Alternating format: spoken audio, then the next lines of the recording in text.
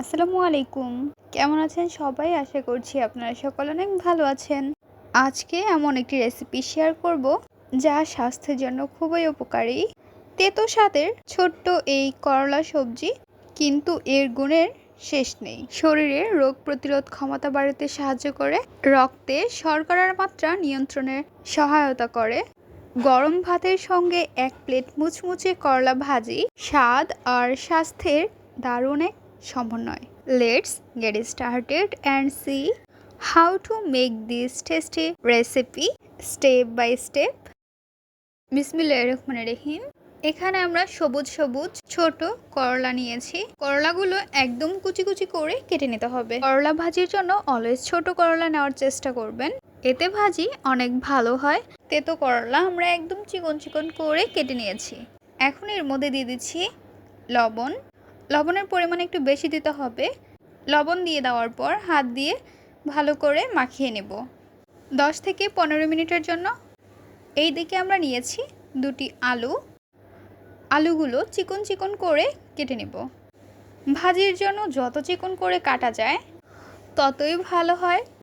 আপনাদের দেখিয়ে দিচ্ছি আলুটি কিভাবে কেটে নিয়েছি, আপনারাও এইভাবে কেটে নেবেন। 10 মিনিট পর ফিরে আসলাম। লবণ দিয়ে রাখা করলাটি আমরা ভালো করে চিপে নিচ্ছি। এইভাবে চিপে নিলে তিতা লাগে না।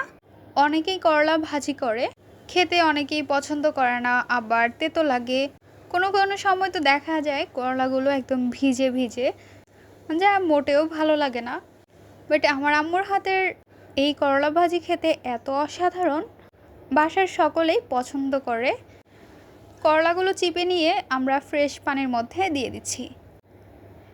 তো এই পানির মধ্যে আমরা ভালো করে করলাগুলো ধুয়ে নেব। ধুয়ে পানিটি চিপে নিতে হবে।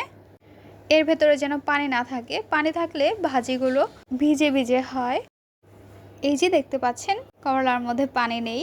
চুলায় বসিয়ে দিচ্ছি একটি ননস্টিক প্যান, দিয়ে দিচ্ছি সরিষার তেল। তেলটি আমরা ভালো করে গরম করে নেব। এখন আমরা এর মধ্যে দিয়ে দিব পেঁয়াজ কুচি, কাঁচামরিচের ফালি দিয়ে দেওয়ার পর খুন্তি দিয়ে নেড়ে চেড়ে নিব। 2 থেকে 3 মিনিটের মতো আমরা নাড়াচাড়া করেছি। এরপর আমরা এর মধ্যে কুচি কুচি করে রাখা আলুটি দিয়ে দিচ্ছি। এখন আমরা দিয়ে দিব হলুদের গুঁড়ো, স্বাদ অনুযায়ী লবণ।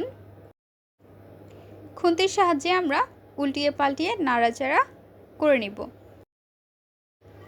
মশলার সঙ্গে ভালো করে মিশিয়ে নিয়ে নেওয়ার পর ঢাকনা দিয়ে ঢেকে রেখে দেব। ঢাকনাটি উঠিয়ে নিচ্ছি। খুন্তির সাহায্যে আমরা আবারও উল্টিয়ে পাল্টিয়ে নাড়াচাড়া করে নিব। নেড়ে চেড়ে এখন আমরা এর মধ্যে দিয়ে দিব করলা।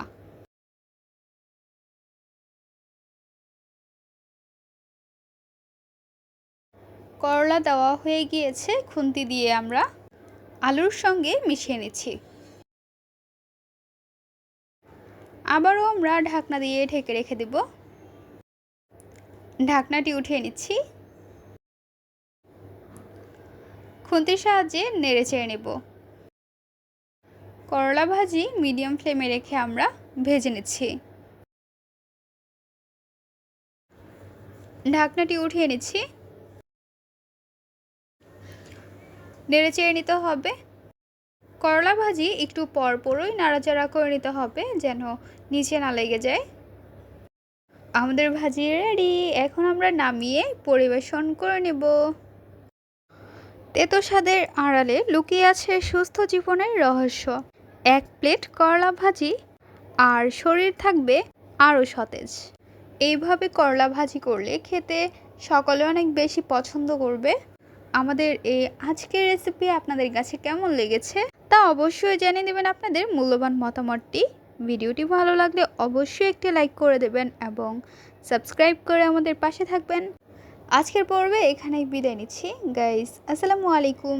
ভালো থাকবেন সবাই। আল্লাহ হাফিজ।